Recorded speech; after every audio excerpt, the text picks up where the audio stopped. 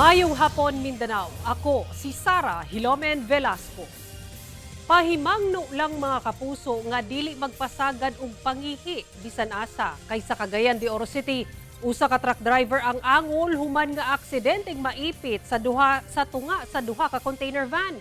Biktima giingong nangihi sa gibutang na daan nga container van ug wala matud pa nakita sa forklift truck operator samtang ginaplastar ang laing container van.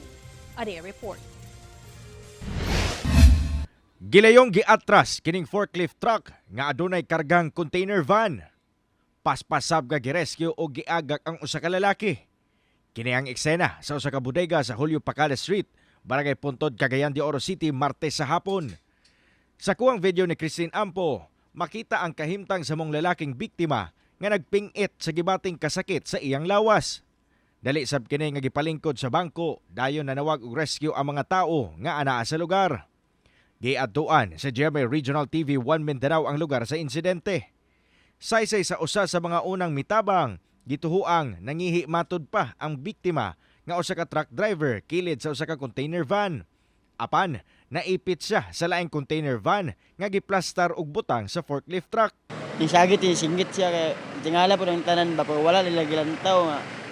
Ako, lain man akong ganato, lain akong pagkuhan niya ba, nga wag na inaipit. Gilili na ako, akong gilili.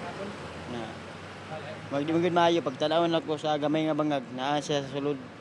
Ako din niyang itawag ang forklift nga ipakuha ang ban. Anaan kuno sa ospital ang mong biktima karon, kinsa nabalian sa iyang braso ug gusok. Cover lang sa lawas pa, pero di na to sa basta-basta kadap kay nabali-bali ba niyang kuhan din bukog sa kuhan ba? Gusok. Mga konto, kaya giubanon ko sa kuhan, X-ray. Gipasulod bang ko dito, nakita na ko dito nga nabalik ko diyang gusok. Hinoon, luwas na kuno ang mong biktima gikan sa makuyaw nga kahimtang. Wala na sab kuno plano magpasaka og kaso ang mong biktima, batok driver sa forklift truck, human nga nagkaareglo na sa opisina sa ilang gitrabahuan. Karon, doble amping nagayod kuno sila mga trabahante tungod sa hitabo. Kauban si Jaybert Pairat, Cyril Chavez, 1 Mindanao.